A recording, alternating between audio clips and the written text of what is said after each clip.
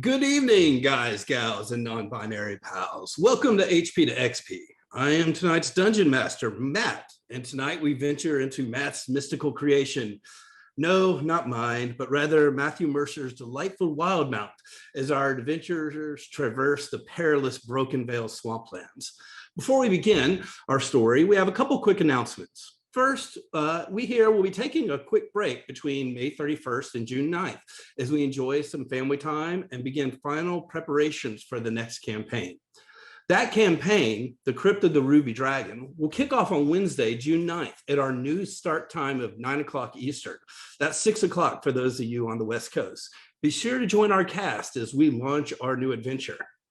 But now, we conclude this month of one-shots by venturing to a land so many Dungeons & Dragons enthusiasts follow on Thursday evenings as the cast at HP to XP heads to Wildemount.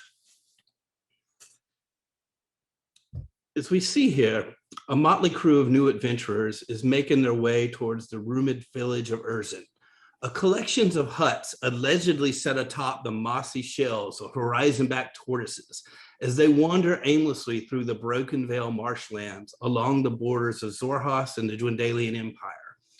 Rumors had made their way to a local tavern of the village's missing medicine woman and a potential reward offered by the village leader. In the distance, the party looks on in awe as they see a collection of huge tortoises carrying what seems to be an entire goblinoid village on their backs. Rope bridges connect the collection of huts and wooden buildings as several rope swings and ladders fall to the ground. Making their way through this unfamiliar morass of swamplands, we have, and with that, going to move towards introductions. So let's start with Chris. So Isalyse is a 2'5" kobold who fancies himself a bit of a cleric. His skin is a rather leathery red. He wears no armor, but dons a bit of a leather cloak. And Tag? I believe he would like to hear from Thoviemel. Thoviemel is a 6'5" fallen Asamar woman with a side buzz on one side and long brunette hair, orange eyes, and a few scars on her face and some tattooed lines. She's wearing leather armor and a Ikalwa. I guess I should have looked up how to pronounce that. Maybe I'll do that right now. And Tag to Nyx. Okay. So Nyx is a dwarven wizard. Her staff is a remastered wooden sword that she carved to try and be the fighter her father wanted her to be. She has at least 60 braids, which her spell components are braided into. Her robes are an absolute mess. More freckles than fucks to give. Less than a level head and a lead foot. And she came to kick some ass and hopefully not eat grass. She has 7 whole hit points. So that's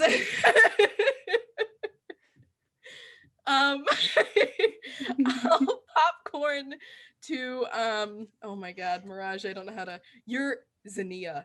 There we go. Mm-hmm. Well, first of all, I would like to apologize. I am still technically sick, so if my voice gives out halfway through, that's the reason. It'll be the curse of the swamp. Ksenija is the real magician here. She is a just over 5 foot, half orc, half dwarf. She has pale green skin, a little bit of stubble here. She's got very prominent tusks both poking out from her mouth, and then some that seem to have grown through her cheeks. A dork, in fact, is the official name that I call her species. She is dressed very vibrantly. She has bright orange hair, clearly dyed, that is pulled back into a ponytail with a nice little decorative knife tucked into it.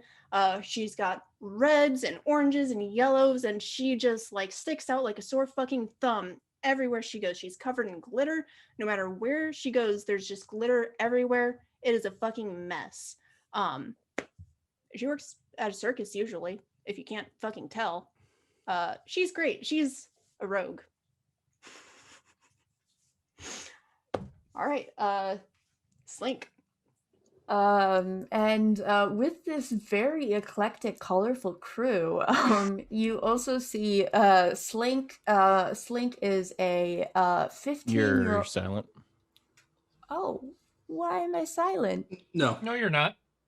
No. Okay. My I bad. was like, That was okay. me. I was like, what? Did I unmute myself? All right, start over. No, I'm the technical issue. We got to hear it. I am the technical issue. Sorry, I already started casting deafness spell, silent spell. It's okay. Yeah, I'm just silent character.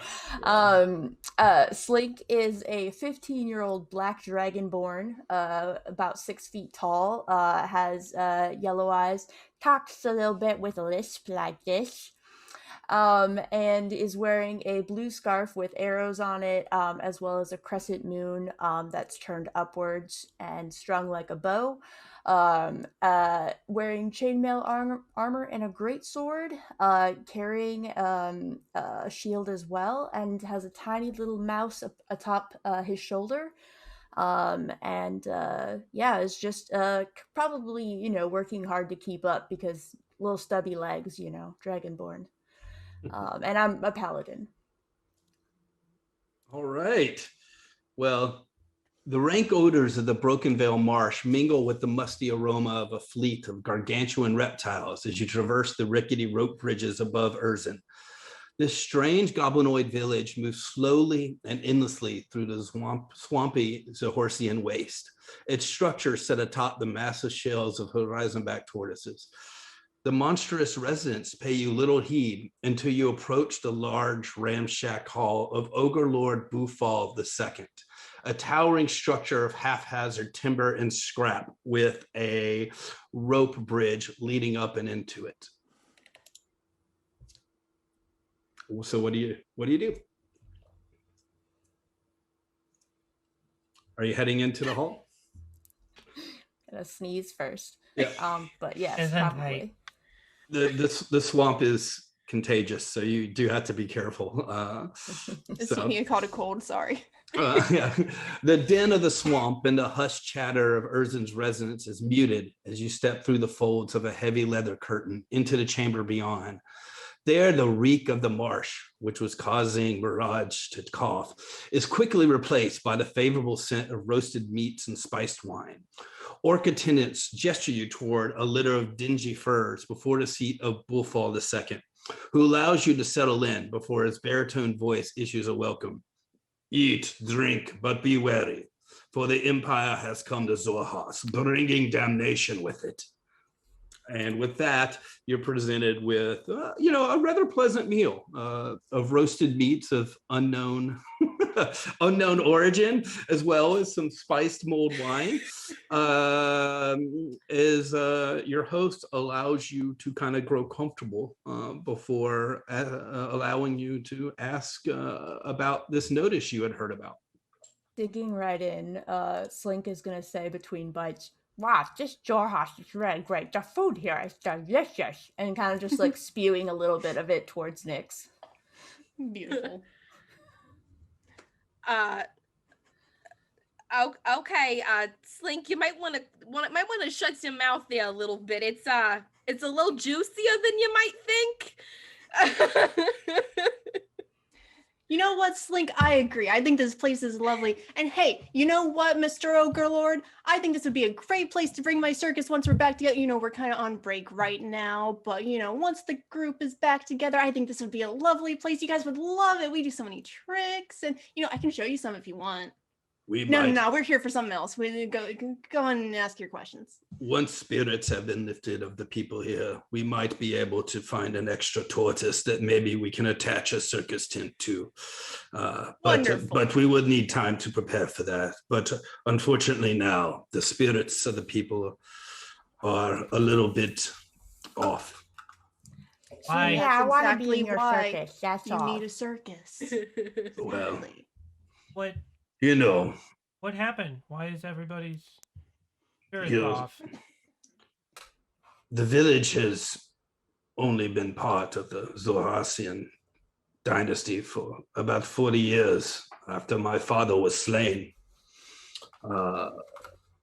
There has been a new leader who is no longer here. I act in his stead, Sunbreaker Olamon.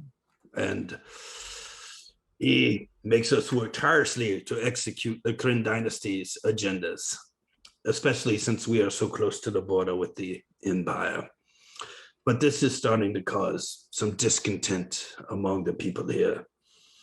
And 3 nights ago, my most trusted counselor is a goblin witch. Her name is Bobara. She traveled to the west, to the foothills of the Brokenveil Bluffs along the border. She goes there regularly to forage for components for her rituals to help guide our village, but she never returned. Oh, Go ahead, Nix. no, I was just gonna make some pleasantries. You know, kind sir, your father's dead. I'm dead to my father. I think we're on the same page.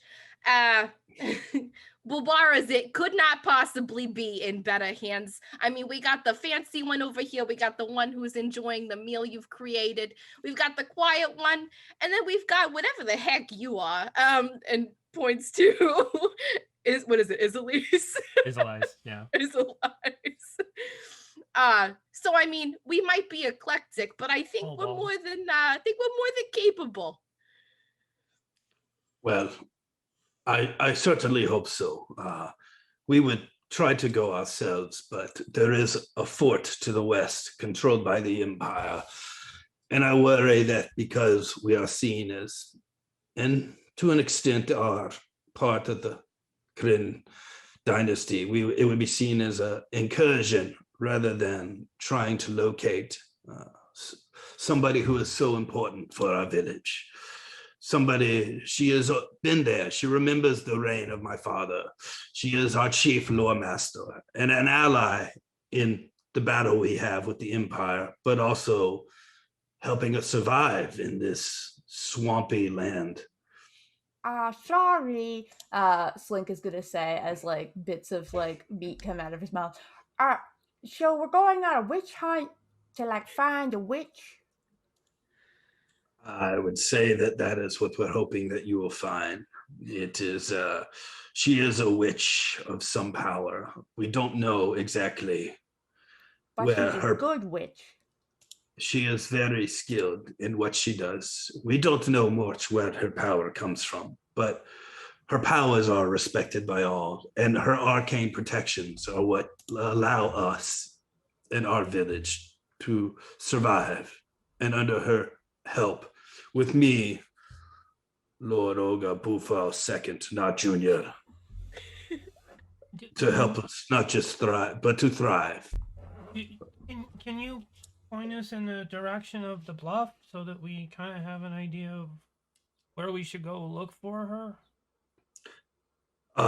Well, I tell you what, it is usually about 2.5 days, maybe 3 days to the west. It is a marshland, but I can offer Morgid. And this hobgoblin scout comes out as the Ogre Lord continues. Morgid will accompany you to help you navigate your way through the swamp, because it can be very perilous and easy to lose one's direction. Nice to meet you. Nice to meet you too. You like land dwellers. Morgan's gonna help you out though. Morgan's got, he pulls out a map. He's like, and there's a map which is provided to the party that kind of gives a vague idea, although there aren't a ton of landmarks in this marshland. And he's like, gotta watch out for all sort of critters in there. And there's all, you gotta be careful, you know. Also, you got to watch out because it's a lot of boggy and a lot of water. And in that water, there's you don't want to sleep in the water. There's like diseases and poison. So we always got to make sure at night that we find some upper land to Love this guy. to like sleep. As soon as Xenia leans over the map to look, it's already covered in glitter. That's shiny. I did have a question of you. Be so kind to answer. Of me, or like our leader. Either of you, I suppose, but say we're all on this tortoise. What happens when someone comes by and flips the turtle? Well, it would take quite a, and Morgan just kind of like some land dwellers, and Ogre Lord Ufal comes in and says, "These turtles are enormous. It would take great stance to flip them over, and like a giant. I think a giant could probably do it. It would right? probably take a team of giants to flip this tortoises over. They So like carry it's a whole possible village. though. So like what would you do? Well, first of all, we would defeat the giants and prevent this. But also, they have to find us. And one thing about this village is we move as the tortoises guide us through the swamp. What if So- you wandered into some like giant Slowly though, right? territory? I mean, you're not like, I mean, you're moving, but it's not like it's hard to keep up. Well, the tortoises are not particularly speedy, but they do have advantages in this terrain. They Never sure seen Well- this do. before. I was just curious. I'd hate to poke holes in your home like I just did, but you know, you might want to have a backup plan, perhaps. Maybe a rope over the side in case you flip and you don't get squashed under your turtle. Well, we'll keep that in mind as we go through. But for now, our major concern is finding the one who really helps guide us and uses their arcane abilities to protect us from threats like giants. If you are willing, Bobra, right? You said her name was Bobra? Bobara. Bobara. Okay.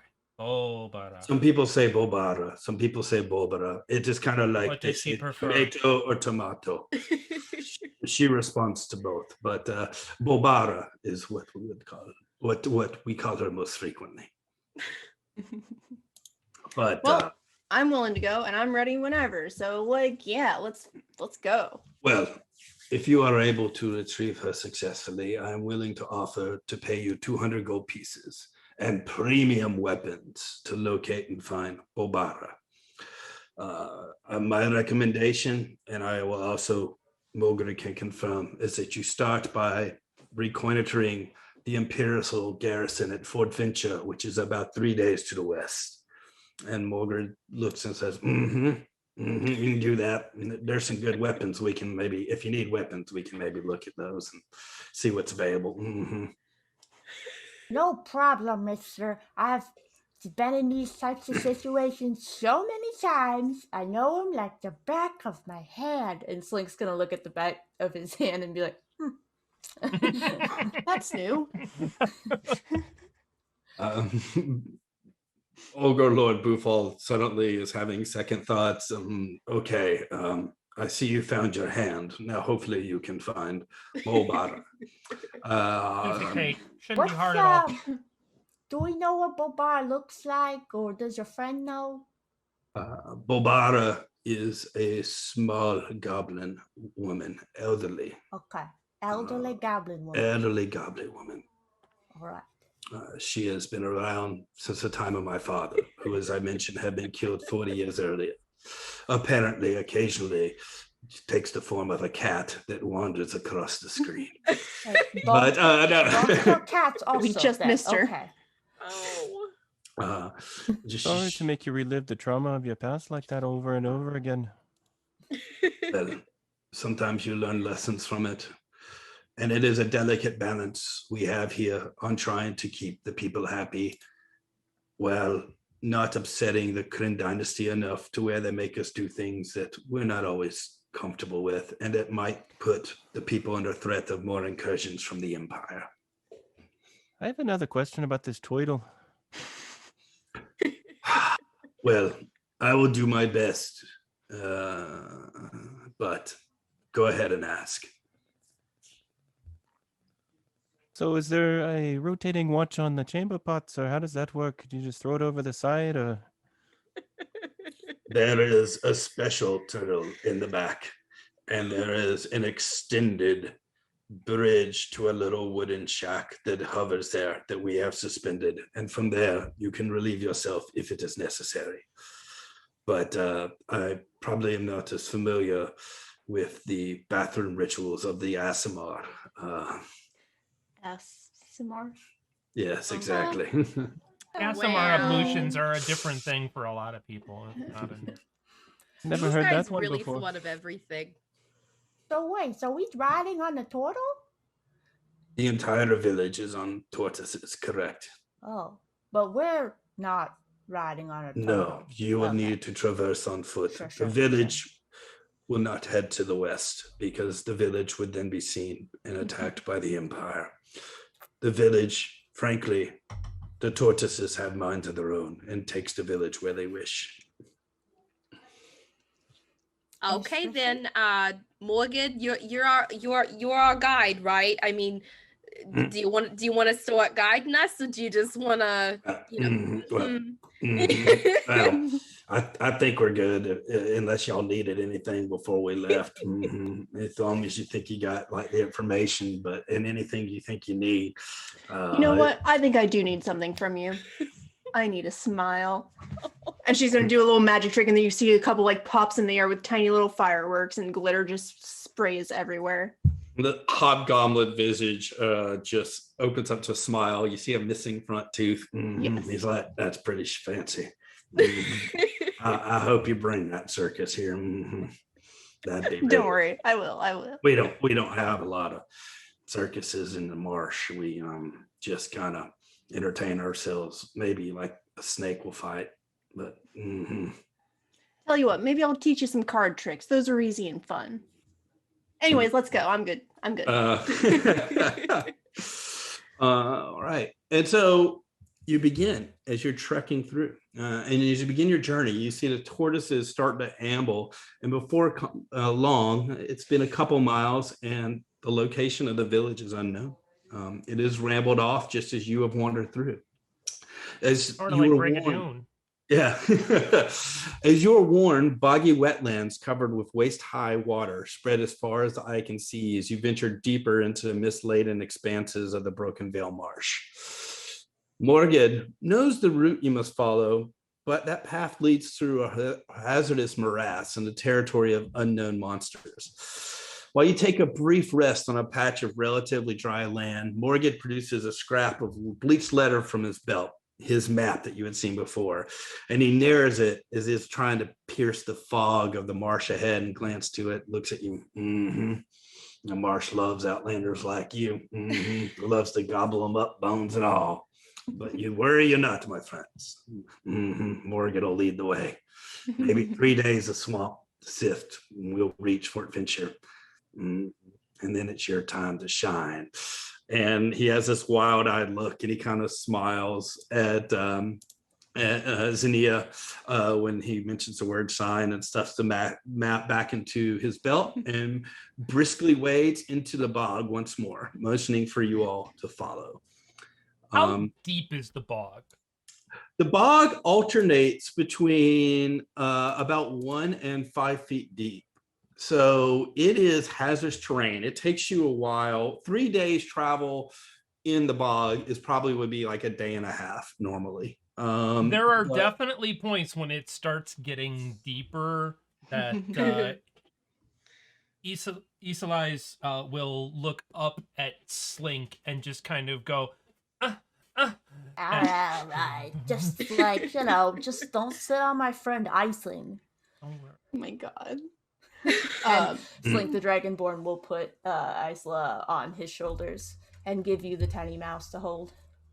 You can kind of wade and swim through it, but it definitely is like it's too boggy for like a raft or anything to be constructed and used. But it definitely is providing some difficulty. Yeah, for the everybody, 2.5 foot tall kobold's a little skittish about this. Once we do start getting actually into the bog and want to probably be, I don't know, stealthy, at least a little bit. Xenia is going to do a theater quick change, and literally in a matter of seconds is just going to like turn a couple pieces of her clothing, like flip her scarf, throw down her hair, and suddenly like all of her clothes are black, and she's like swiped some black like makeup over her eyes, and she's slicked it like gosh, what is the word, oil back over her hair, so it's all black as well. Again, just in a matter of seconds. If you've gone to theater and seen those stupid things where they just like start spinning and they start touching bits of their dress and then it's a completely different out, it's basically that. She's a theater kid. Nice so, and dark now. So she's what stealthy. time we see? I'm just gonna say that I should probably be in the back. Yeah, that sounds good. Hi, boy, I'll be in the back. Yeah, what is a marching order? Because at least this is the first day. Just to let you know some general background, there's going to be a day. There will be what you pass through the day, as well as survival checks that the DM will make to determine some other things. And so just curious, what is the marching order? Xenia will be up front with our boy. And she will be quieter while we're traveling. All right. Oh, will be second then. I think everybody else is caster. So. Okay. All right. Okay. So kind of Morgan and Xenia leading off, Thoviemel behind, and then Slink helping Isalyse avoid just becoming a permanent resident of the bog to be dug up later by archaeologists as part of the Kryn Dynasty's research years later in the next episode. In the next episode of Critical Role that Matt Mercer creates, and then Nyx also kind of muttering to herself with the deepness of the water. Well, as you go through, starting in the daytime, your first day, you spy a shaded thicket of withered mangrove trees draped in a sickly veil of rotted kudzu and creeper vines. You spot a moldering wooden raft topped with a single withered post, and it floats near the center of this dark and lonely copse, this thicket of trees. A gaunt form clings lifelessly to the bottom of the post, and it's recognizable as the weathered skeletal remains of a Dwendalian soldier. And that's not ominous at all. With that, first roll of the night. Woo! All right. Xenia, can you please make what's your passive perception? 13. 13? Okay. It's okay. Can you make a survival check for me? Gladly. I got an entire 10. Okay. Off to a good start, folks. As you're loading through, you suddenly notice all around you swarms of poisonous snakes that are rooted around the system of the trees. And with that, I need everybody to roll initiative. Poisonous snakes. She just stops teaching this trick. She's like, okay, so you hide it in your... Wait. Oh, fuck. Slink is gonna, before initiative, take icing, the tiny mouse, and just like put it in like a cinched pocket so it's extra safe.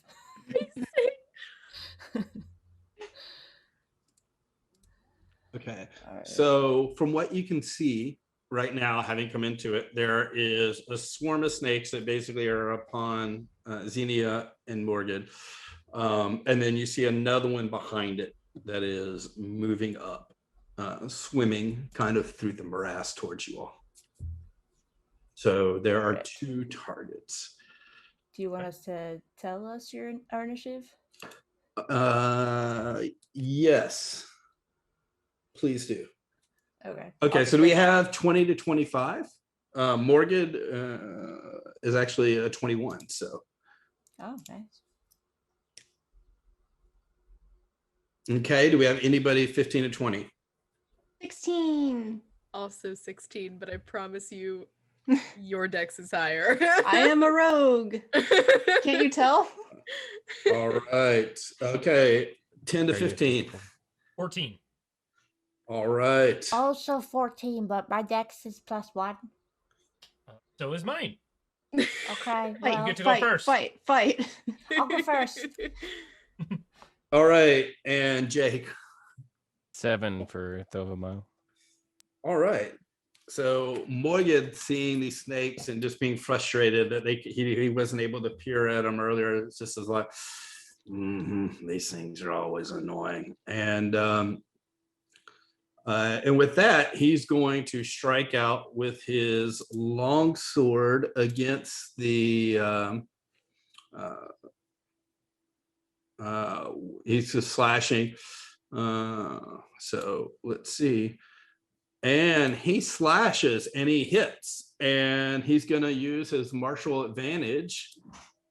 Woof. Oh, wow. Okay. So he slashes through, seeing the stakes, and like, more going to keep you safe. And then it slashes through for 14 points of damage on the first swarm of snakes that are right there. With that,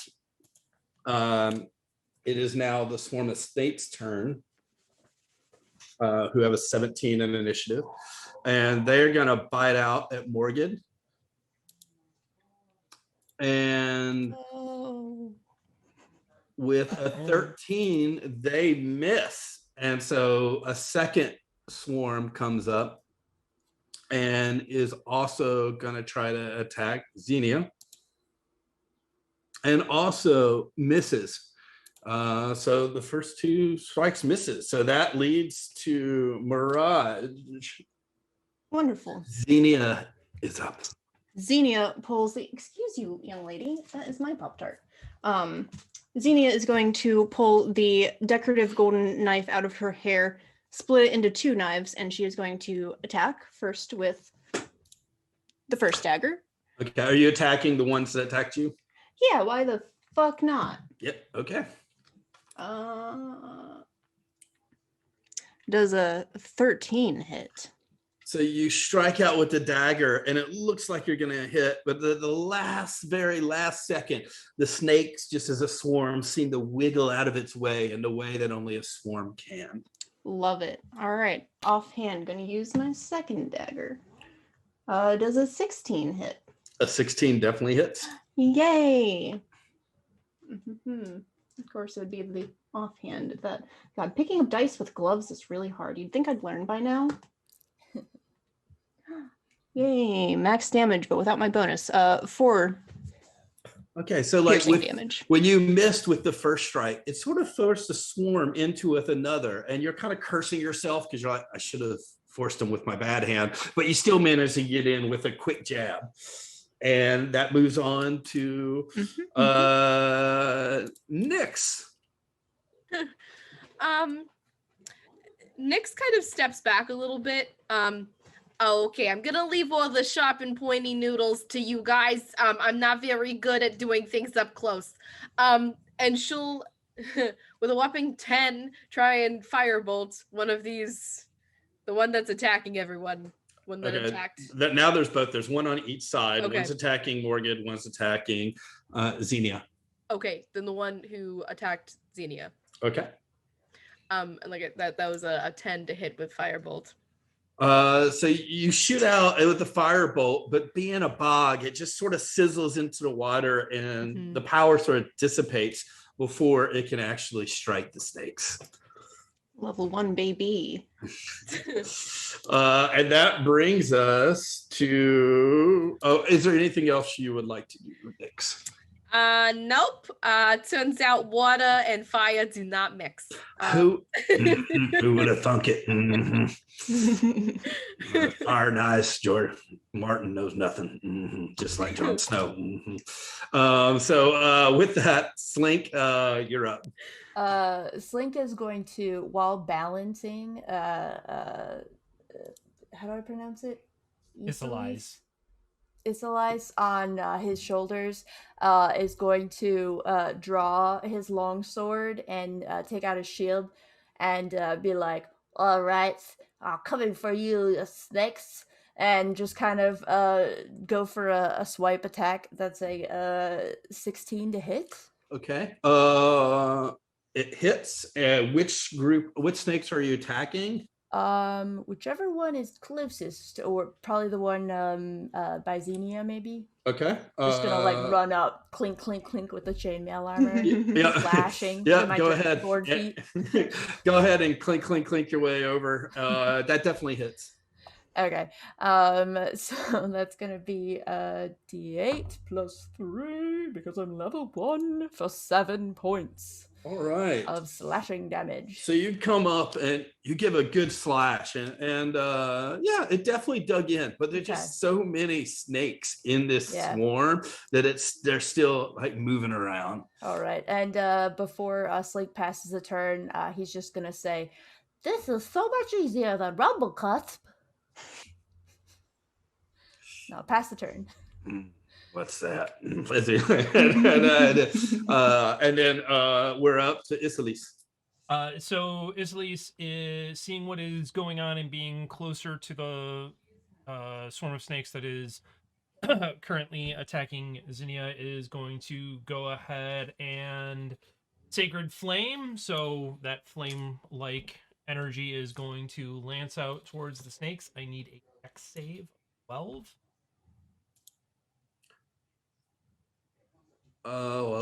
11. It misses. And with that, a whopping 2 points of radiant damage cuts into the swarm of poisonous snakes. And so, he whereas looks Nix to Slink and says, "I'm helping."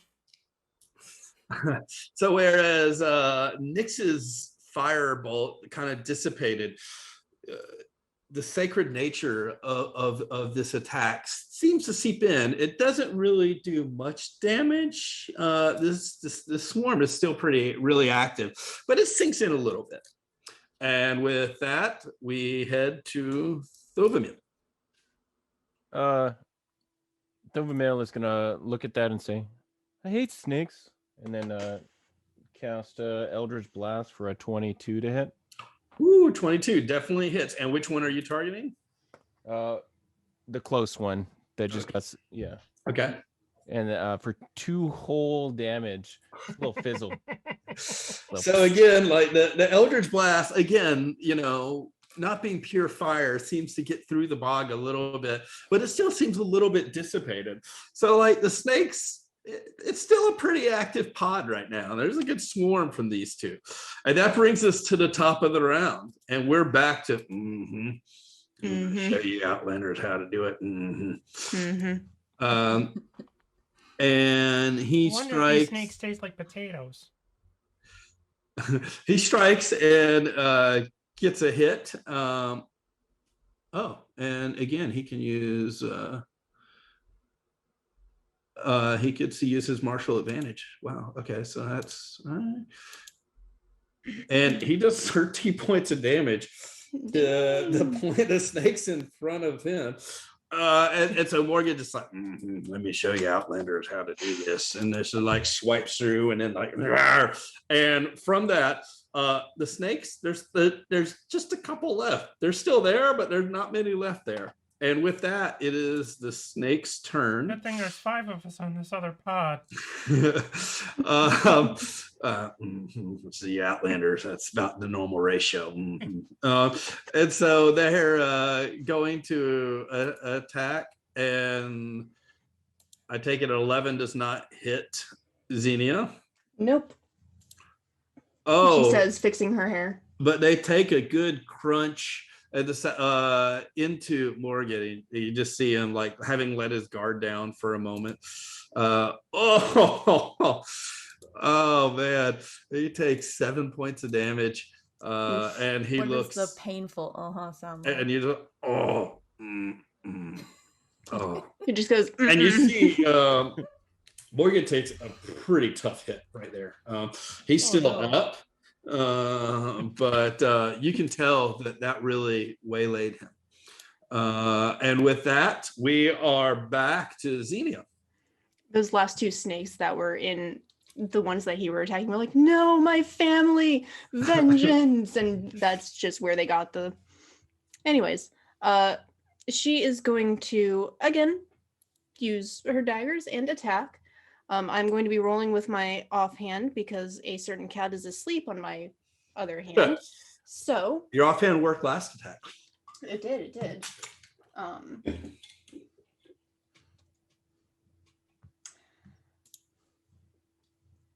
I have advantage because I have other people around these, right? Yeah, there are multiple people now, so there's a flanking. So yes. Good. Now I can roll with my other hand. Thank God, because that first one was a 2. 15 to hit. 15 hits. Beautiful. God, fucking D4s. Ooh, that's another 4 plus a D6 for sneak attack. Plus 3. 10 whole piercing damage, and then my second offhand attack is going to be 17 to hit. That also hits. Beautiful. Maybe I should have rolled digitally today. That is going to be 1. All right. So with all your new friends having kind of encircled this swarm, there's not as much area for those to just kind of squiggle away. And so you just come in and you're like, yeah, and you just really nail with the first one. You just gash it in, and it seems to like dissipate a number of the snakes. And you come in, and there was just like one little snake that was at the end of the swarm, and you hear the mom go, "Not my baby!" No, and you just managed to get that one. This snake swarm, it's not done yet, but it is much like the other one, looking much smaller than it was before. Cool. And we are now to Nyx. Okay, so hear me out. Maybe if I start with the water first, and she like dunks her hands in the water, and then goes to shoot another firebolt at the same snakes that were just shot at. For 26 to hit this time. A 26 definitely hits.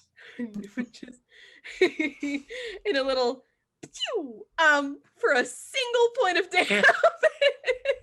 Seeing that Xenia is going to call over, listen, fire is my specialty. You know, once we're done with this, let me give you a couple lessons and we'll talk. You know, I am a magician myself, so I got you. So you've got me beat, my friends. I gotta tell you what, this is really embarrassing for me. 200% the damage. So you dunk your hands in water thinking maybe that would acclimatize them. And your magic actually seemed to work, but it still dampened the effect. So the fire went out, but it was like a little tiny pea of fire that, again, hit like the cousin of the one that Mirage took out just a second ago. And you're, no. And you singe that one for 1 point of damage. So you hit, and Morgan just kind of looks like, probably shouldn't kill them one at a time. And with that, we are heading to Slink. Okay, well, Slink's gonna use his longsword and shield to protect himself from any snake bites, and just attack and be like, "Go away, snakes! No one likes you." That's a 11 to hit. So you come in, slicing in, and the snakes just kind of dodge as if they don't like you either, and they kind of slither away because there's fewer of them now, and so it's harder to get in a good hit there. All right. And with that, sorry. I pass. With that, Isalyse. Link, the danger noodles are kind of, you gotta be careful with them. And he will Sacred Flame again. So Dex save at 12. Dex save at 12. 10. They missed. For 7 points of radiant damage this time. So calling on the power of Cthulhu, he channels that energy and He's very impressed with himself. It sizzles like what the left of those snakes. They're not done, but there's just two little snakes now. That there's a 2-snake swarm. And it's just like, this gigantic swarm earlier is now then just decimated. You did such a great job last time. I figured I'd help a little more. We'd all make a great team, the 5 of us. And with that, Thoviemel. Thoviemel is gonna step back and like kind of cringe, looking at the snakes, and hold her hand out. She fires another Eldritch Blast, a natural 20 for 7 plus 10, 17 damage. Oh, Woo! those last 2 snakes that were left behind after that, your Eldritch Blast, this energy just comes in, lifts them out of the water, fries them to a crisp, and it sends them straight into like these mangrove trees, and they fall to the ground, and that leaves everything, and that swarm of snakes is no more. It wasn't very pretty. Morgan looks and is like, that's might be some good eating later. And with that, Morgan is gonna try to once again see if he can hit. Oh, he misses. As he swings, and he's like distracted by, first of all, carrying everything with this one, and be like, gotta help Morgan too. And now the snakes come in. Oh, and rolled a natural 1. So the snakes that are on Morgan, there's only a few left, but they don't seem to be able to take advantage of his distraction. And so now Ksenija. After watching that Eldritch Blast, she is going to go, wow, that was pretty flashy. Ever thought about going in show business? We should talk later. And then she's going to attack. She's going to go flank and attack the remaining snakes. So.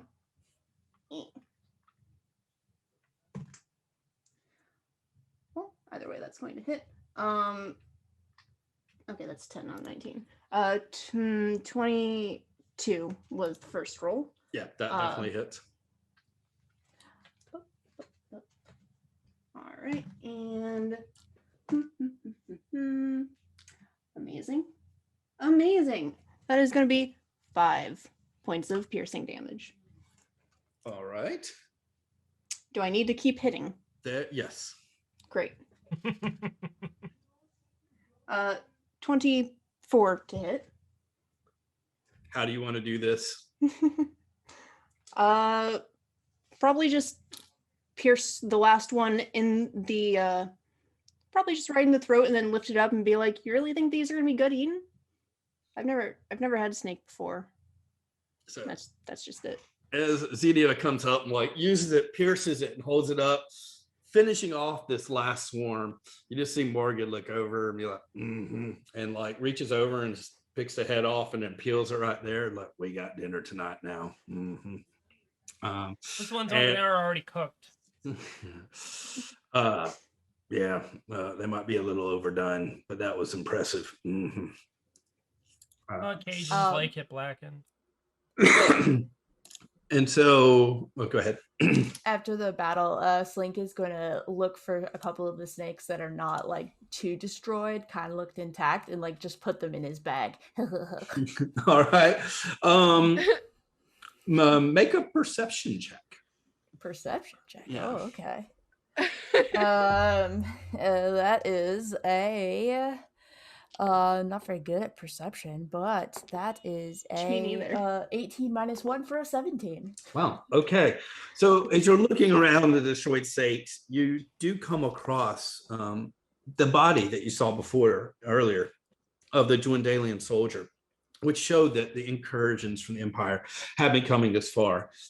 There's a set of chainmail there. You find a pouch containing 15 silver pieces and a tarnished shield emblazoned with the Dwendalian crest. You also notice that there's there's a long sword just jutting up, along with the skeletal remains of at least 2 more dead travelers in this pit. Slink is gonna be like, whoa, thanks Moonweaver for looking out for me. You're totally the best. This is so cool. And is gonna take the loot and, I don't know, share it with the team. All right. So yeah, everybody's got like whatever. If anybody needs chainmail or a longsword, and I guess everybody gets 3 silver pieces to spend at your local 7-Eleven that's in the middle of the swamp. I mean, if there was a place that it would be. But Morgan kind of gathers himself after taking, just a short rest to kind of get himself back to where he needs to be, and then continues and looks at everybody. He's like, there's a lot of dangers like this in here. Y'all seem to be able to handle yourselves pretty good. Mm-hmm. Yeah, you were doing pretty good yourself. And she's gonna give him a little punch on the arm. Mm-hmm. That was some nice slicing and dicing there. Mm-hmm. Do we have very far much to go today? Because you look pretty hurt. Well, I rested a little bit, feel all right, but we'll definitely look for a dry spot tonight because we don't want to sleep in this boggy water. It's known to make you feel a little sick if you stay in it too long. Mm-hmm. And with that, he leads you on. Find a place to camp for the night.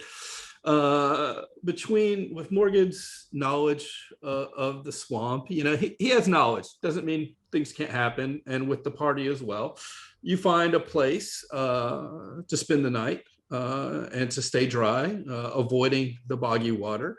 But we need to see who's going to take watch.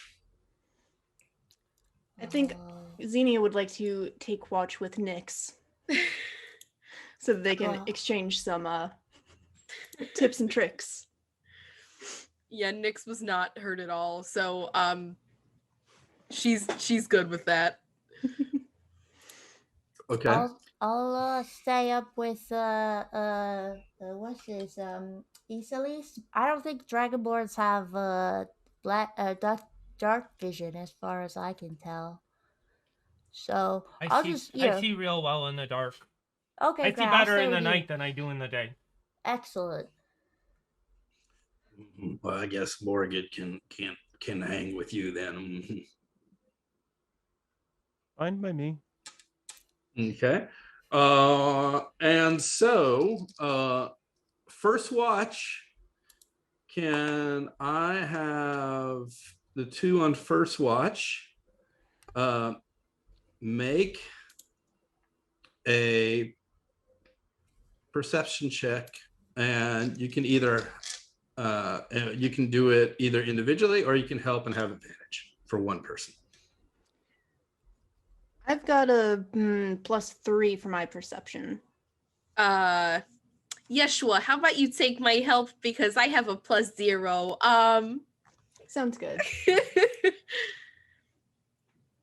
Nyx is busy attaching a dead snake, like clamping its jaw onto her hair, like to match like where her spell components are. I've always wanted dreads. I think I would look cute with them. Oh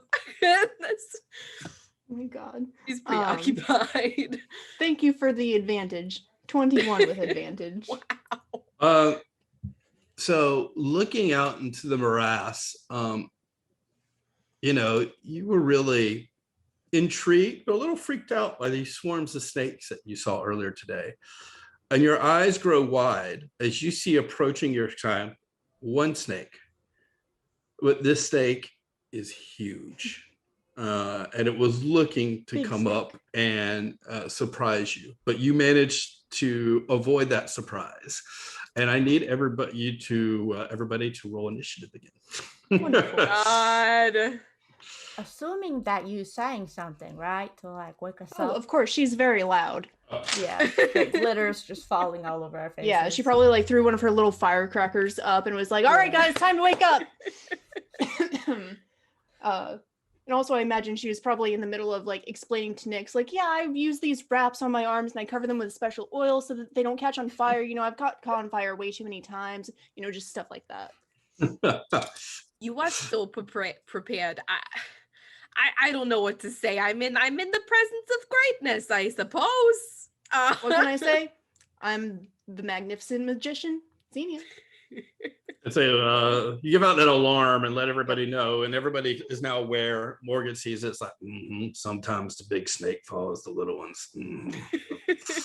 And so Seems like information you could have let us know about before you went to bed.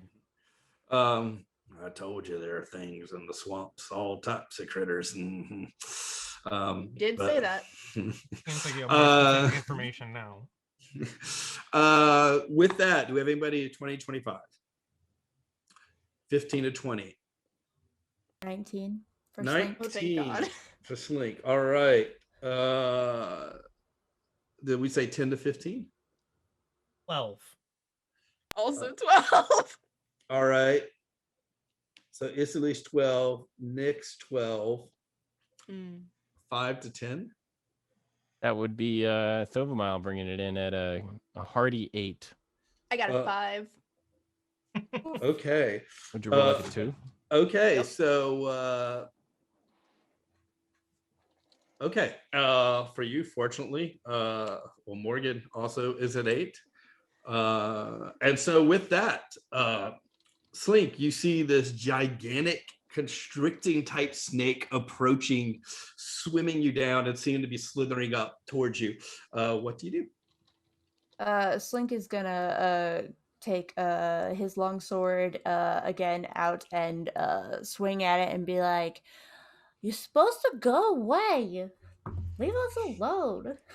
The power of the Moonweaver is gonna protect me." That is a 20 to hit, not natural though. Ooh, 20 definitely hits.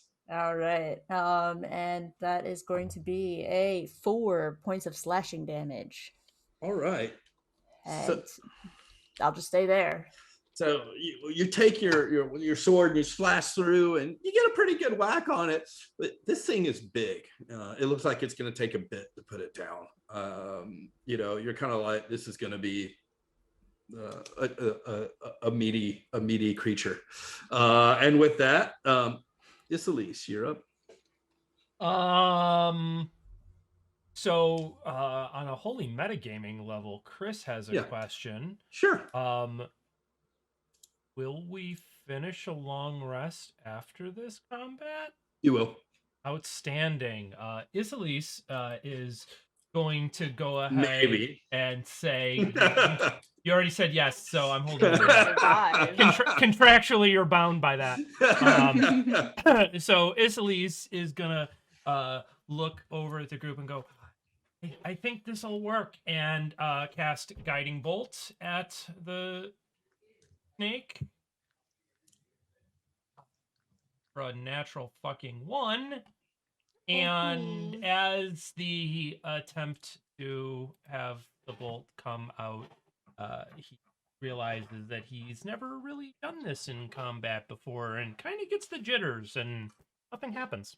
It comes, and with the natural 1, he kind of trips and falls down into the water, and then like the bolt just kind of shoots and dissipates into this bog, and then immediately like tries to pull himself off, being like, I hate this deep water.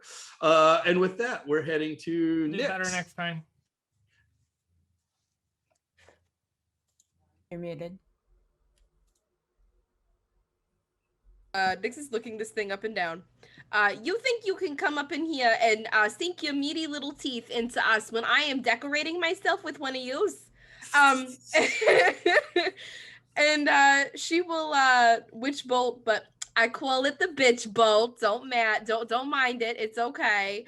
And that's a 17 to whack the 17 definitely hits. Okay. And that is a whopping 4 damage. All right. So you come out and your spell, and you find this like witch's bolt come out, and Morgan's kind of like, witches. That's like Bolvara. And it looks like the snake slithering and kind of, but still seems intent as it's just kind of hearing you talking about it. It's just kind of like slithering its way up as you guys seem intent on trying to nickel and dime it to death. And with that, I believe that's Morgan, who's gonna run up and attack with his melee attack. That is a 24 to hit, and he is going. Oh, wait a second. That was, and he's going to use his martial advantage again. So, and so having the snake be around just hits it for 12 points of damage. And he's just like, I'm going to keep you land people alive. And so you see, it was a pretty big hit. But it's still pretty intense. It doesn't look like it's wearing down at all. And with that, Thoviemel. Well, you know what it is. Eldritch Blasto. 16 to hit? 16 hits. Okay, great. For a whole 3 force damage from her palm to the enemy. So the Eldritch Blast again go through, and being relatively new adventurers, you're not seeming to get the full oomph, but you are hitting consistently. So it's almost like, you're using snakes as a practice dummy. So you're just kind of like pew pew, but it's like shooting with a 22 rather than like anything heavy. And so that comes. Now it's the snake's turn, and all right, let me see. The snake is going to try to attack Morgan because it is what I rolled, and also because it put the biggest thing on him. So he rolls a 17, but Morgan is wearing chainmail and a shield. And so the snake comes up to bite Morgan, and Morgan at the last moment manages just to barely block it with the shield. It's just like, I saw that one coming. And that sends us to Ksenija. You should watch him, Slink. He does a pretty good job with that shield. I bet you could learn a lot. Okay. But I already know everything. Oh. Amazing. Ksenija is going to look at this situation and look at her daggers as she pulls them out, look back up to the giant snake, and go, I bet I can hit the eyes. And she's going to try and throw both of the daggers at each eye to attempt to blind it. That's one of those circus-like games, right? You gotta Oh, yeah, pop yeah. balloons. She's done that. Yeah. Oh, yeah, all the time. So, first attack. It's a nat 20, bitch. Holy shit. All right. I didn't even have to roll advantage yet. Okay, so first attack is a nat 20. With the nat 20, I'm going to say that you didn't just hit it, but you actually managed to hit one of the eyes and Okay. partially blind, meaning that on its next attack, it's going to have disadvantage. Okay, I am not fucking shitting you. I'm not bullshitting. I rolled max damage for both my sneak attack and my thing. This is great. I'm being blessed for being sick today. So that is, well, hold on. I didn't roll my second one. So that is 13 so far. Oh my gosh. Uh, So far. well, Pretty impressive. I just Wow. rolled Hit him 2 with the ones, eye. so that makes up for it. So 15. 15 total. And she's going to aim for the other eye with her offhand. Because she's a fucking flashy bitch like that. 15 to hit. 15 will hit. Cool. Up. 3. All right. So you come in with just tremendous like dexterity and skill, and come in with your favorite hand this time, and manage to do exactly what you said and jab it right in the eye, really disorienting the snake. And because you called it and then rolled a 20, I'm actually gonna make the snake roll for disadvantage on its next round, because that makes complete you. thematic sense to me. And then came in with a second hit, and looking at it, this snake's pretty beat up. It's still got a little bit of life in it, but you all feel like, you've learned how to manage snakes in this world. And with that, Slink, you're up. Get him, Snake. All right. Here I go. I've killed so many snakes before. I'm real good at killing snakes. I'll take my greatsword and swipe, and that's a 19 to hit. A 19 definitely hits. Great. For 7 points of slashing damage. And I'll just try and like step on it with my little dragonborn feet, and that's my turn.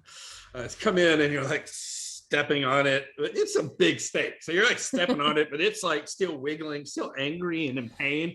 But you come in with a slash, and this thing seems to be on its last legs. Not necessarily that with your nickel and dime approach earlier would finish it off, but you're getting close. Isalyse. Isalyse being so impressed with what Xenia did earlier is going to go, I can do it that way, and pull out one of his daggers and throw it at the snake. Yes, bitch. She did do finger guns and click her tongue at that, by the way. Outstanding. For 17 to hit. 17 hits. You guys are rolling pretty good hit for levels a right whopping 2 piercing damage. So you come in and you're like, I can do that, and with all your cobalt strength, you come in, it's on target, it hits, but instead of like hitting in the eye, it just kind of hits on the side of the cheek and slashes through, but it's still up, and that brings us to Nyx. Mostly Sure. I bruised it. Sure, okay. I mean, I guess I'll just go ahead and deal the most damage out of anybody here.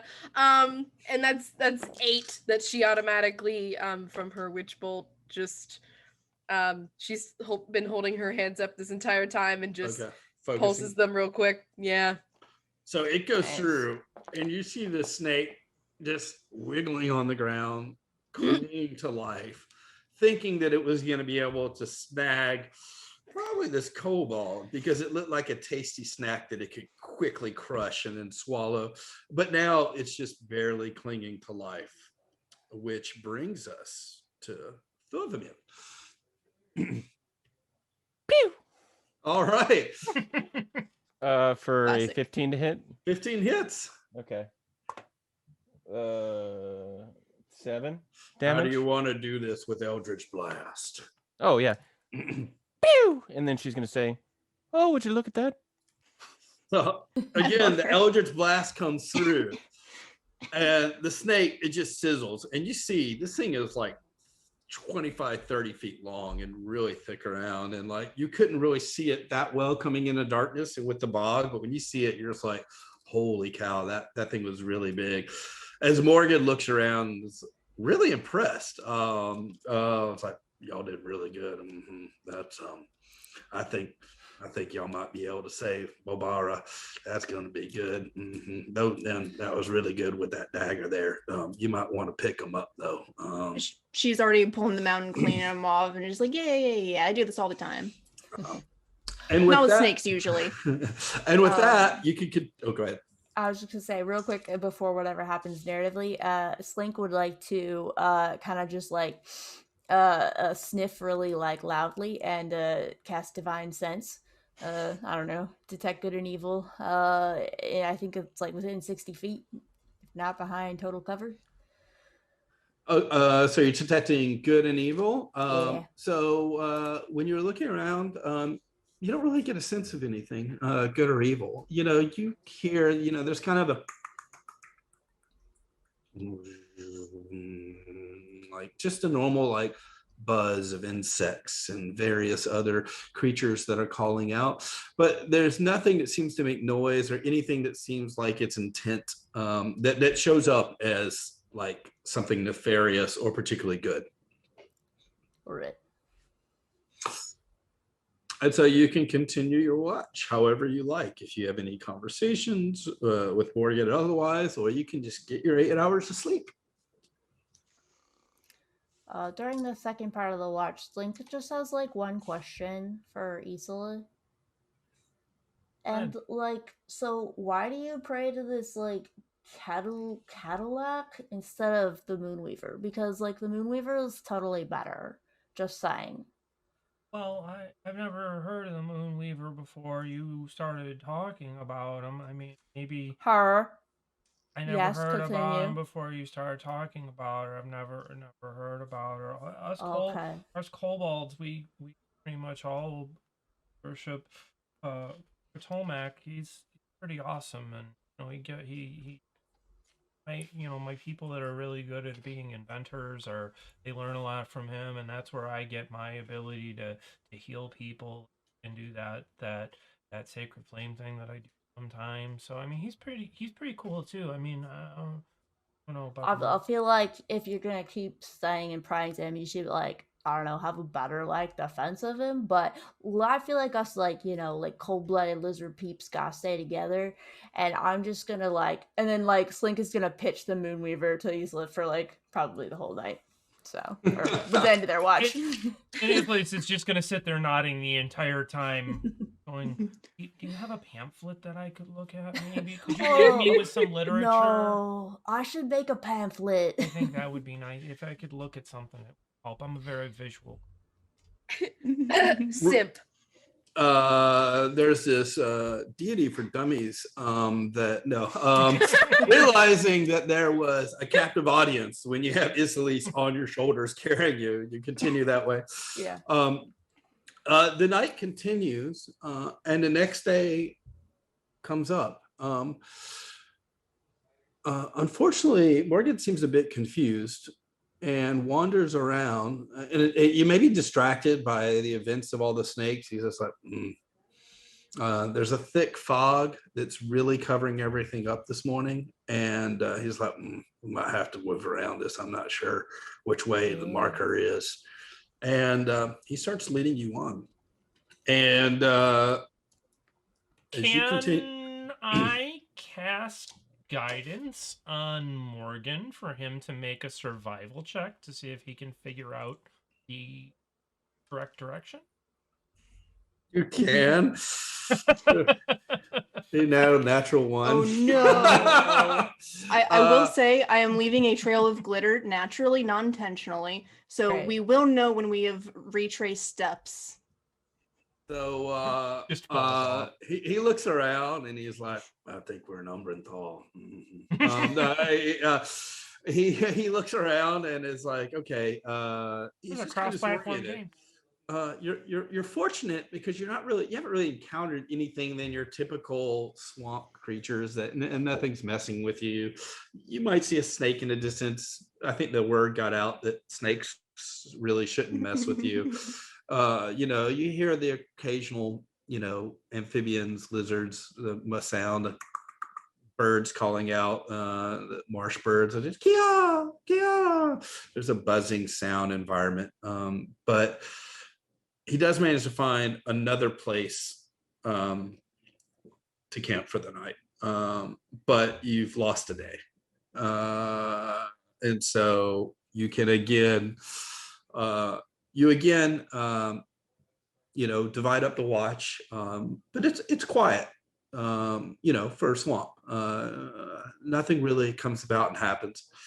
As he wakes up, Morgan, the fog's a little clearer today, and he's like, okay, I know where we are. And he starts leading you on through your half day.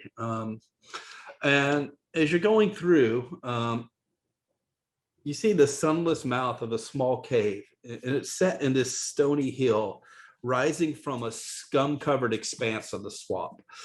There's a colony of large purple toadstools surrounding the cave on its rocky, moss-covered aisle, and a slimy path winds through the mushrooms before terminating at the cavern's dark, vine-draped entrance.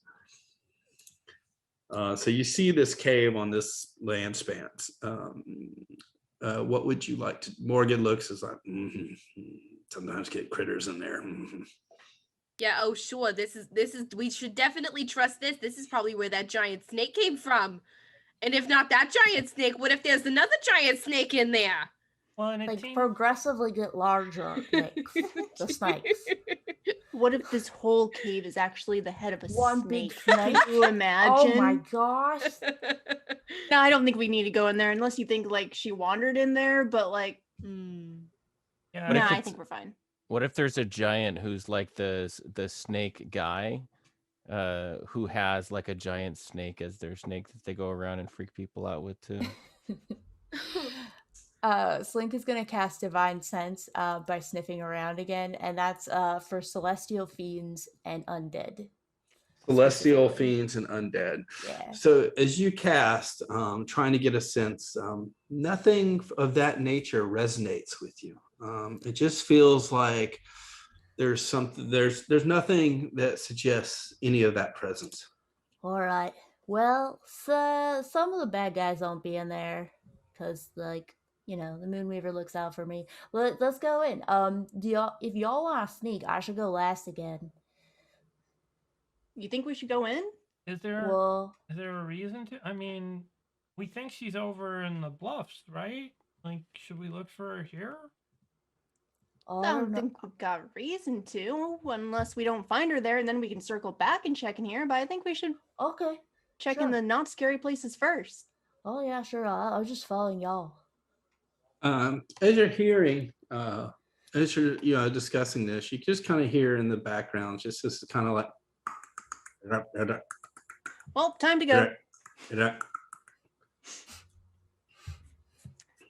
some kind of weird penguin. He's gonna start moving on. Penguins don't live in swamps. All right. Can who and Morgan kind of like that doesn't sound good. And somebody make a perception check. I've got a +3. Natural 20.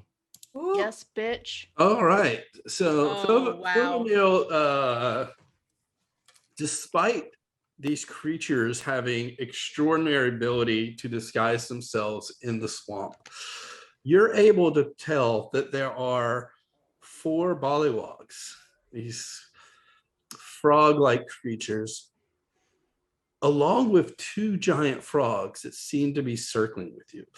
You're not familiar with the language, but that's what that noise was. You're hearing this like combination of like clicking and guttural, like are communicating. How close are they? I would say that they're probably about 30 feet away, but they do have one on you. They're kind of encircling you, starting to. Are there? Do I assume any, like, based on their posture, are they aggressive right now? Do they have their weapons up? They seem to be preparing to attack you. They haven't made the move yet, but they seem to be preparing that. Is there more than one of them in a cone-like formation? And There's not more than one, but there is, from what you're able to perceive with a natural 20, there is a bollywog with a giant toad in front of you, trying to kind of seal you in to prevent you from going forward. There's an individual bollywog on each side, and then there's a bollywog with another giant toad behind you all, trying to prevent your escape. If you're looking for a cone to try to attack something in, you could either attack it in the front or attack it in the back and hit one bollywog and one giant toad. But you wouldn't be able to do something that would capture them all, because there's probably you're here and then there's like 130 feet, 130 feet, 130 feet, 130 feet. Thoviemel is gonna step forward, and as her warning to the group, she's gonna say, "It's about to get hot in here," and then hold up her hands and cast burning hands on the walks in front of her. So he's just like, "Oh, darling, I think it already is." Okay. Let me make quick notes here. Okay, so is that, and that's you said it was a cone?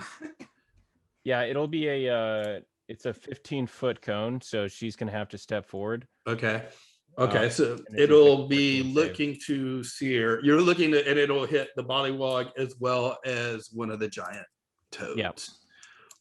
All right. It's a dex save of 14. The bollywog I get the bollywog and the giant toad, both accustomed to this bog, managed to both leap out of the way as the flame comes soaring out. Damage. Was that half damage? Yeah, that's halved. Or 6 fire damage. 6 fire damage. So they managed to dodge, kind of seeing it coming, and are able to use the environment they're familiar with to get away. But you're able to still singe, and you see the bollywog like just kind of and like it looks pretty badly hurt. The giant toad is singed, but still seems pretty beefy. And with that action, I think we need to roll initiative. It seems like there's a lot of them, y'all, though. Like, can we even fight all these? We're still level 1. I'm just saying. I mean, if I were to put our power level on a scale of like 1 to 20. I wasted a natural 20 on initiative. I'm so sorry. But That's okay. It offsets my natural 1. Oh, honey. All right. So with that, and just out of game, with Steph's question, you couldn't just run right now but you would have to create a path for you to get out. Okay. So you'd have to take them out in one direction, which Jake started with.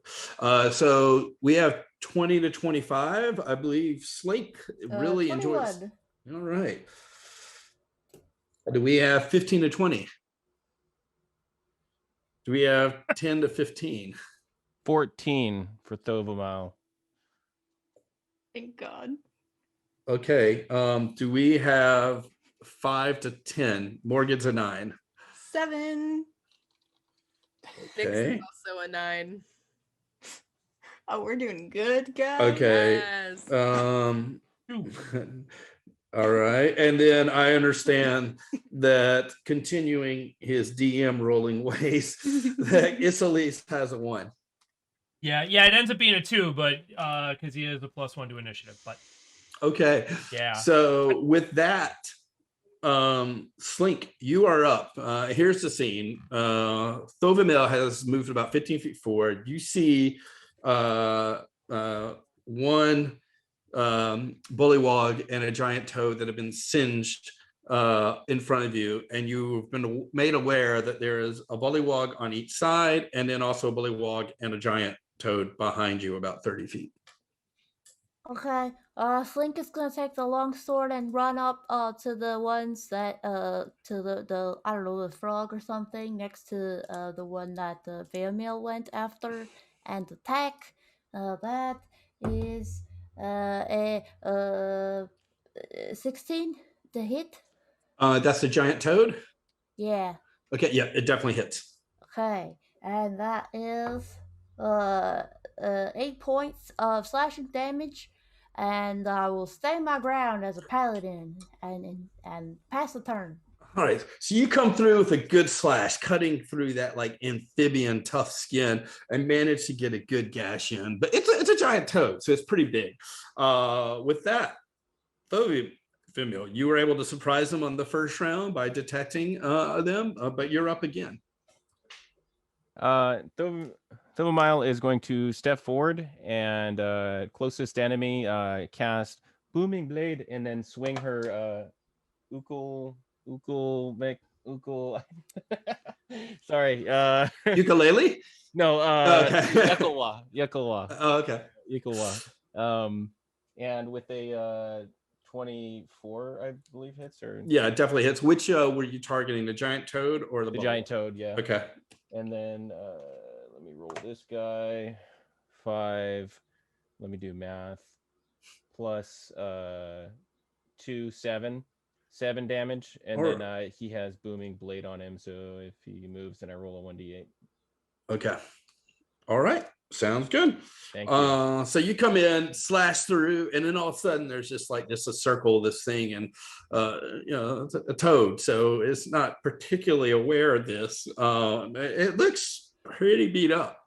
And with that, it's the giant toad's turn, which is going to try to move and attack you. So Jake, or Thoviemel. So go ahead and roll that D8. Let me find out which die is a D8. 1 second. Okay. That is a 6. That is 6 points. So it takes a good beating in the back. And then it bites for a 22 to hit. Oh, yeah, that definitely hits. All right. and you take 7 points of damage. Oh. That's a lot. Still up? That's a lot. Yeah, 3 big ones, guys. Okay. And you are grappled. Oh, nice too. Okay, just getting sucked into that giant toad's mouth. And the other toad from behind was, let me see, where is it? Is able to move up and swim, but it's not able to make a full attack yet. But it's coming in, having seen their ambush foiled, has moved in and should be able to come in for next round. So that brings us to Morgan, who sees like it having lashed out and grappling, and it's going to go for the giant toad as well. It attacks with a 21 to hit. And it uses its martial advantage. And with that, it does 15 points of damage. So Morgan's like, you're not going to get this. And I told I was going to pretend it's landwalkers. And this comes out and like slashes, seeing you grappled. And that is one less giant toad that you have to deal with. And that brings us to Nyx. So Nyx, yeah, you've now got a seared bullywog up front, a giant toad in the back that's approaching those in the back, another bullywog that hasn't yet moved from the back, and 2 bullywogs to the side. Okay, tell me this, Matt. How many of them are within 20 feet of each other? Right now, none of them are within 20 feet of each other. Okay. If you want to hold your action, you Mhm. might be able to take 2 when the bullywag joins the giant frog. So Okay. basically, the frog moved before the bullywog because it had a better initiative roll. But if you want to hold your action until the bullywog joins the frog, then you can do that if you would like. I think that's fair. Yes, I would like to do that. I'm generous today. Thank you, benevolent DM. Yeah, we'll do that then. What action are you holding? I am holding casting sleep. Okay. So All right. Nice. Okay, do that. So that brings us to Ksenija. You are actually up before the bullywog. So Shocking. Well, I think she's probably gonna go for the one that is in the way that we're heading. So we can directly just- ahead that got seared. Mhm. Yep. Her mindset is let's get the fuck out of here, especially seeing the hit that Thoviemel took. So I'm gonna drop my die first of all.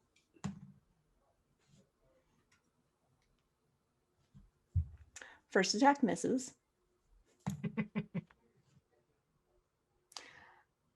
I think she might be a lefty. Just now learning this. She's just like, It's new adventures. 20 to hit That definitely hits. for the second. 2 piercing damage total with her offhand knife. So Ksenija very coordinated with her left hand, but not particularly strong. So comes through, stabs through, managed to hit the bullywug. It's really hurt. It's still up. With that, it having attacked you, that bullywug is going to attack Ksenija, having just been hit, and it is a 12 to hit. This is And it makes 2 attacks. Its second attack is a 9 to hit. so close. The ones behind you, so the one in front that's been hurt, comes out and tries to go in with the stab, misses badly, and then tries to bite and follow up, but just doesn't get there. At this point, the one that was behind with the other giant toad, having seen the other giant toad just taken down immediately, runs up to join its favorite giant toad pet that it likes to attack with. At this point, Sarah, your sleep spell can be released. Okay, that's a DC 15 wisdom save, Matt. All right, so They can't be very wise.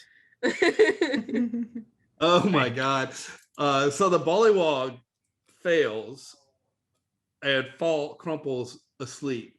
The giant toad, for some reason, rolled an 18. Okay, I rolled 25 for total HP, so It wouldn't have taken it down anyway. So okay.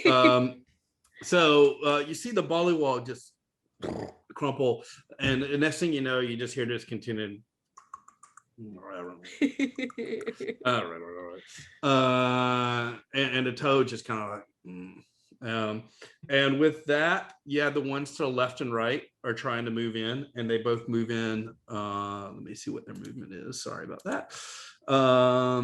Yeah, it's the same as the toad. So they're within about 10 feet of you now, but they're not able to make an attack yet. So Isalyse, you're up. Isalyse, seeing how hurt Thoviemel looks, is going to run over and cast Cure Wounds.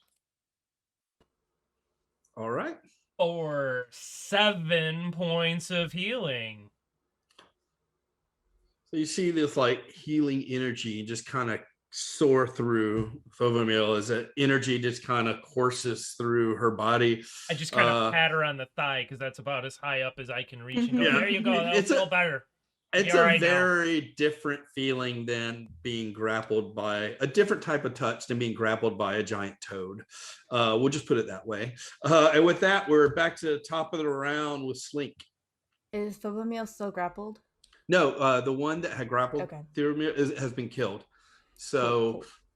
basically, but now we're totally surrounded again. Well, you're surrounded. You have a very injured bullywog in front of you, 2 bullywogs on the side that are moving in to surround you that are not been hit. One giant toad behind you blocking your way there that will be able to attack next round, and one very contented frog-like snoring bullywog next to the giant toad. Okay. Do I see? Is it possible maybe to see since they're kind of clumped up? They might be like close by. Oh wait, actually, it doesn't say the area on my breath weapon. I don't know how far it goes. This is silly. I'll have to look it up in the book or something. I'm gonna, if I can maybe get a couple of them, Slink, the Dragonborn, is gonna be like, I feel really sick, like we're gonna die here, and is gonna just vomit acid on as many of them as I would say that you, from where you are, if you went forward, you wouldn't be able to get any. If you turned back, you would probably be able to capture one frog and one of the other. You could capture the frog and the bullywug that were behind, the one that's snoring and the one that's there. Or you could capture one on each side. So if you want to hit both, you need to hit the ones that are coming from behind you. I'd like to avoid the sleeping one if I can. So if you want to just do the frog? Yeah, I'll just vomit on the frog. It's a dex save of 12. It rolls a 9, so it fails. Awesome. It takes 10 points of acid damage as I yerk on it, and then that's my turn.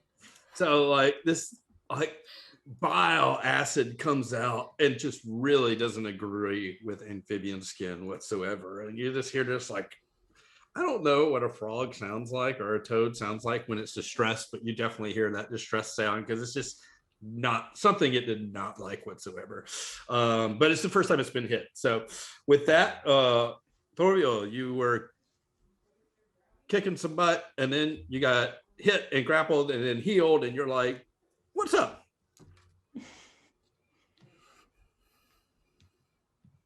Oh. My character name for a second. Swallowing you was coming next round. You didn't get that far, so you're okay right now. So Okay. Yeah. So you got the injured one behind you. She moved back, going back. There's a bullywog that's engaged with Ksenija that she came up and hit. That was the one that you also hit with at the beginning. That's really beat up. There's one on each side, hasn't been touched yet. One asleep, and then the giant toad. Can she conceivably move away without springing an opportunity attack? Or is Yeah. She'd be able to, because she's gonna do that in Eldritch Blast. Eldritch Blast. What? The one that Slink is fighting. Okay, so that's the giant toad as well. Okay. Yep. All right. And Eldritch Blast would be a 21 to hit. That definitely hits. For 2 big force damage. So the Eldritch Blast comes in and singes, but you could tell, a little bit of damage, but compared to the acid, it just really didn't hit. It was almost like it just kind of dried it. And so it was like, it was like an electric shock that took some energy out of it, but maybe almost felt good. And with that, that giant frog is going to try to attack Slink.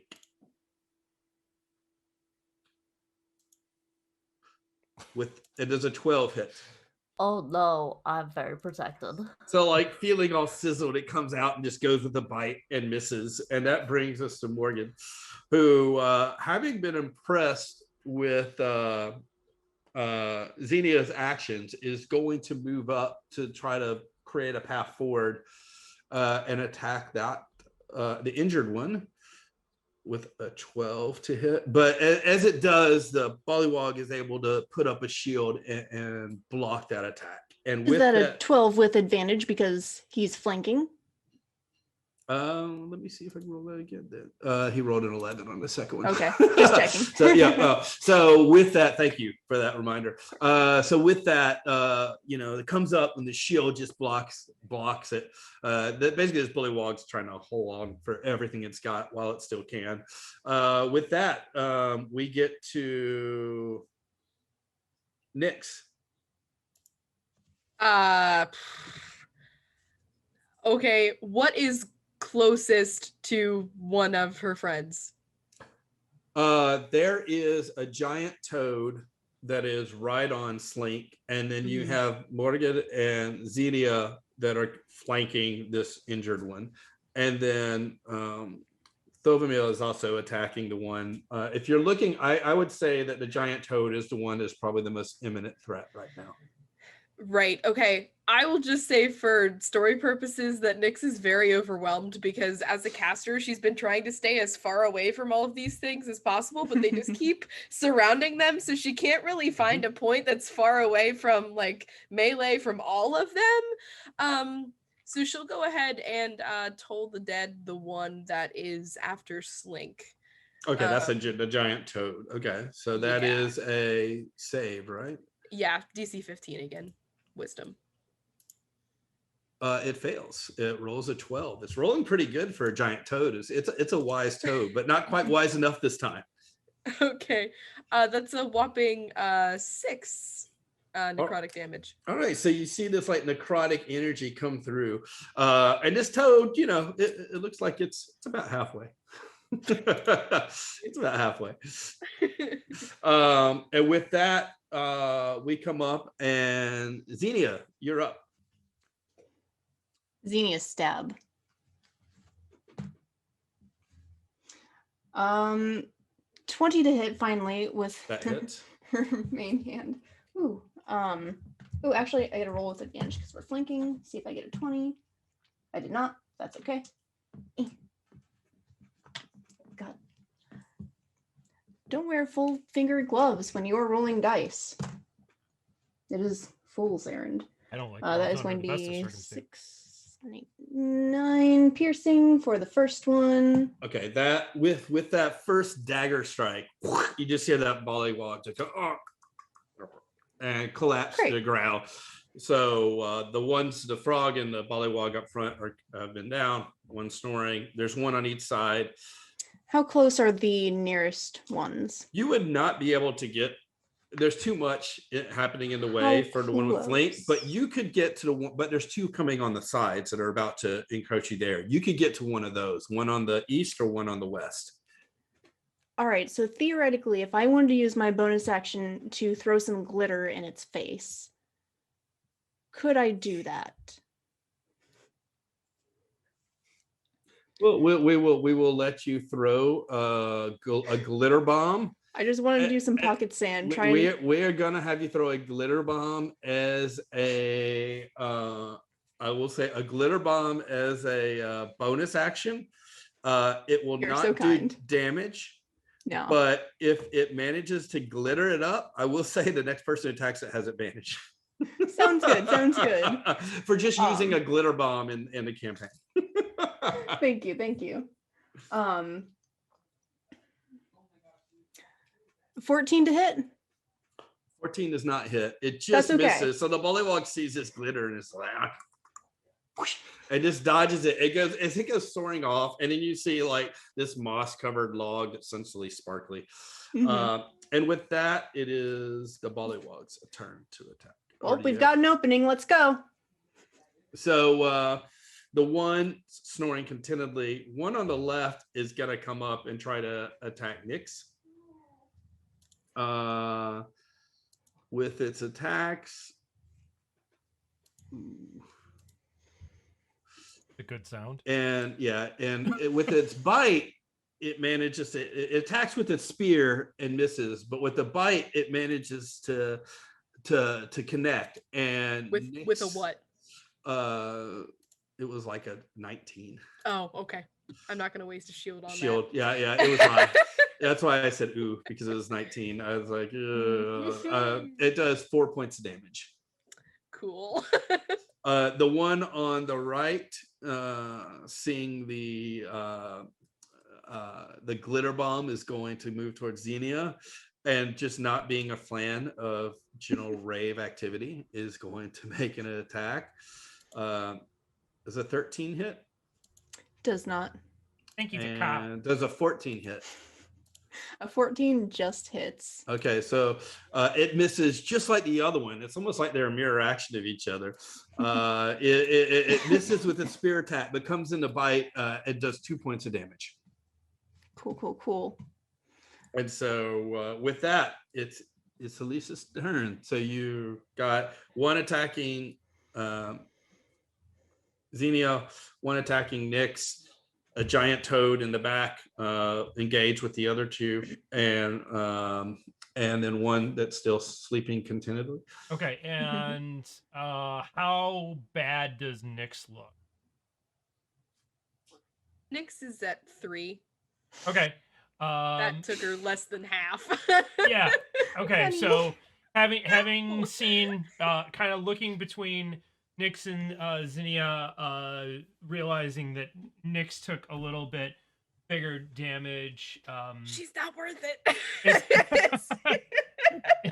Isalyse is gonna sprint over and put his hand, in this case, like on her shoulder, because she's just a little bit taller, and cast Cure Wounds. But as he does that, he's also going to yell towards the toad.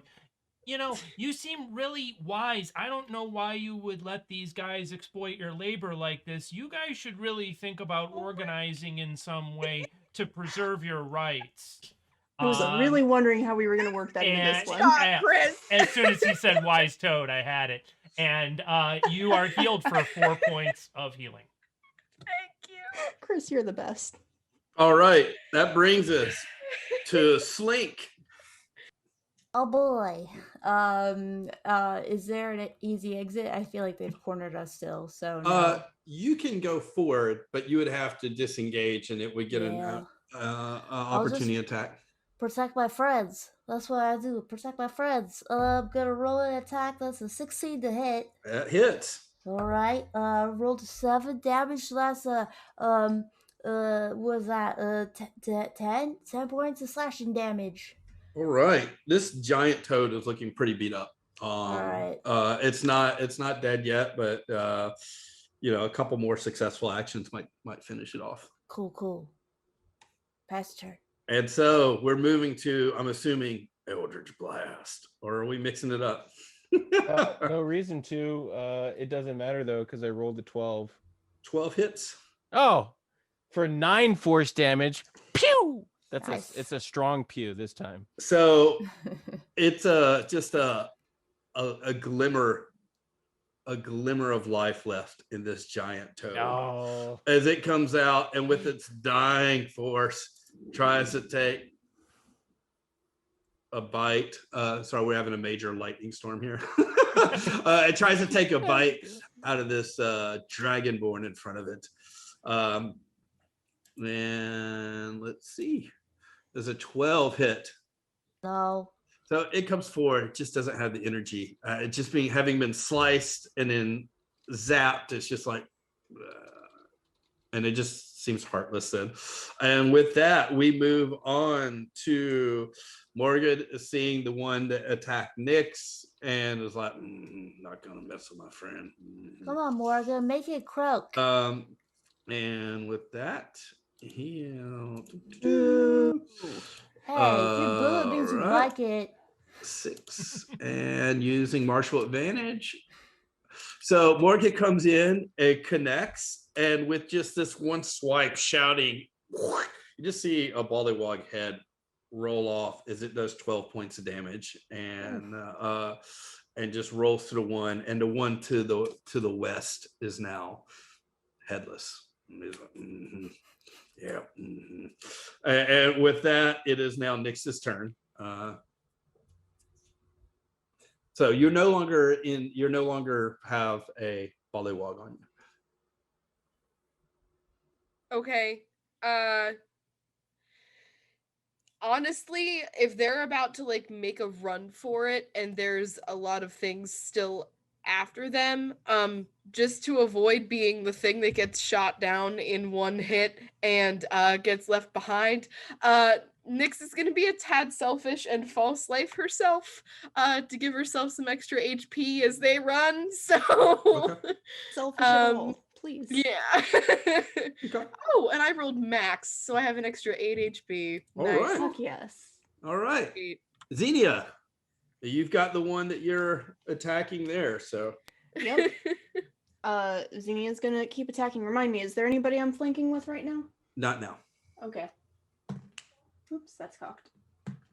Oh, Kita, can I have my hand back? Thank you. You're so nice. Well, the first one misses. The second one is 14. So with this first one you miss, with the second one you come in, and then again just manages to get it shielded up as it blocks you.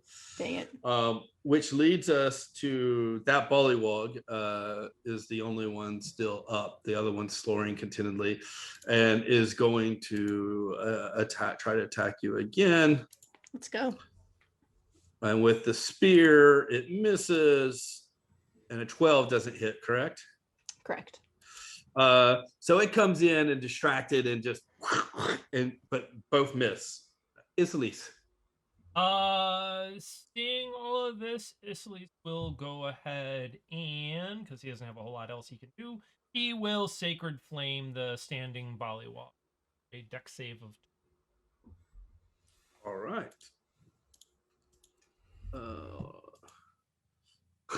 It rolls a natural 1 for a total of 2. And it gets a total of 2 radiant damage. So All Every right. little bit counts. a little So bit, that's its better at first- the healing than I am the damage dealing. That's its first hit. So now we're back top of the round. So we're hitting Oh, to Slink. good.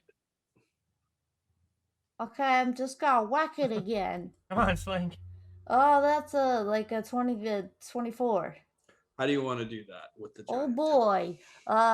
I'll say you gotta do like this, Morgan. And Slink's gonna take the longsword and stick it through is it the frog that's left? Mhm.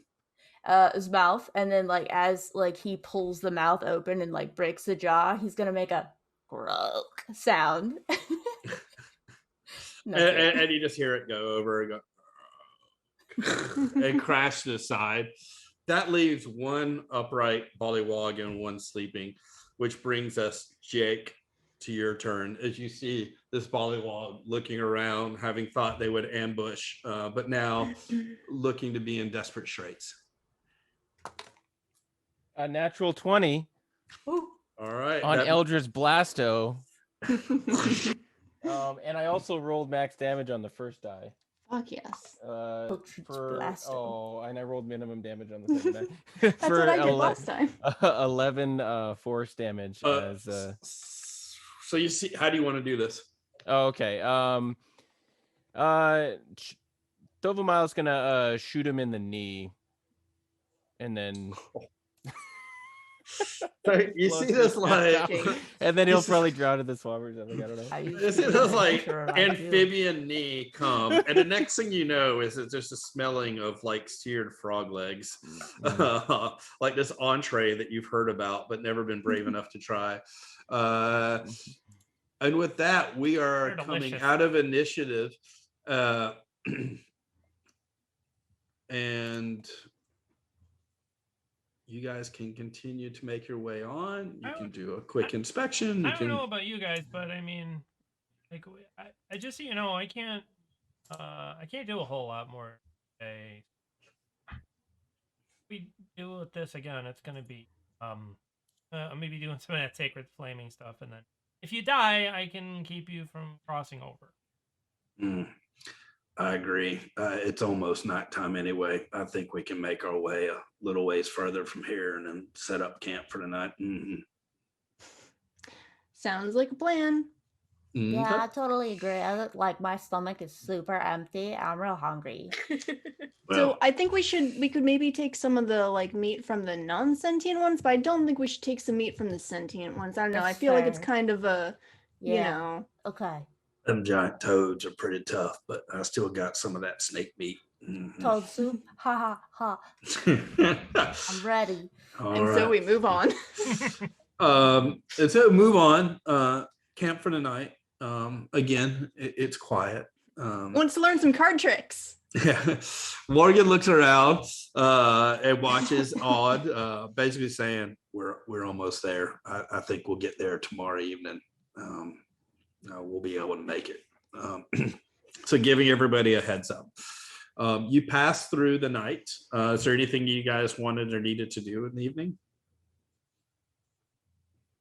No, just probably again teaching people card tricks.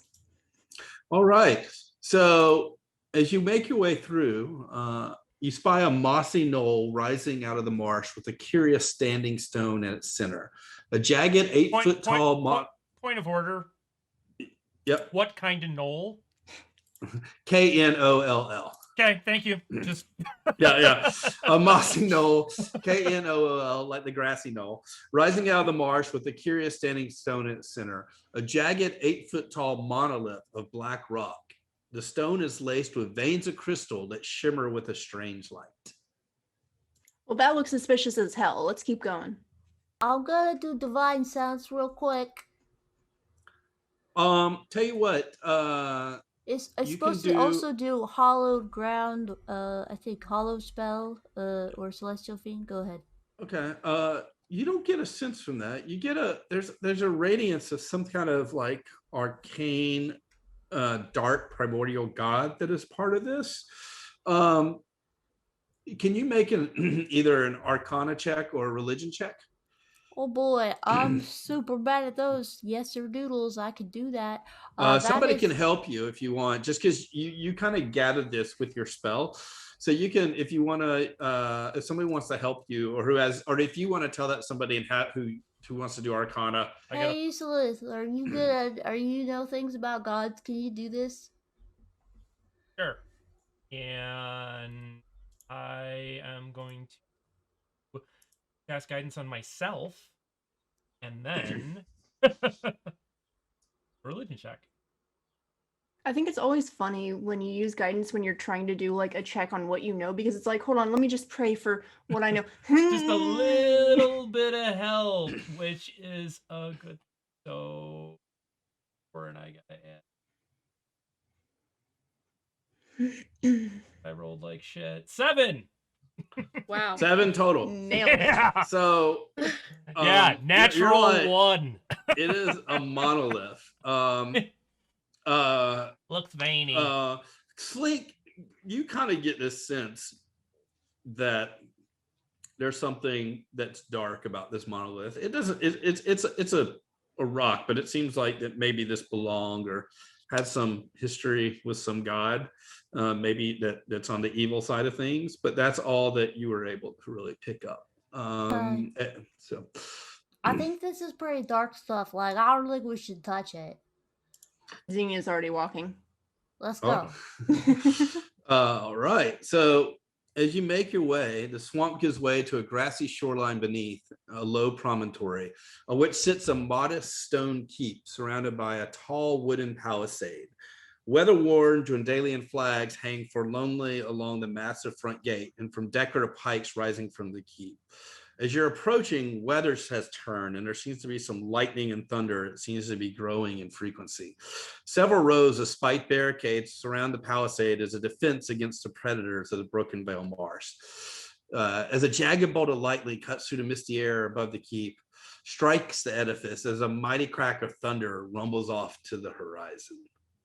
And with that, we are breaking and everybody graduates to second level as we get ready for the last for the second section, so which will be a little bit different. So excellent. Well, I want to thank everybody who's tuned in.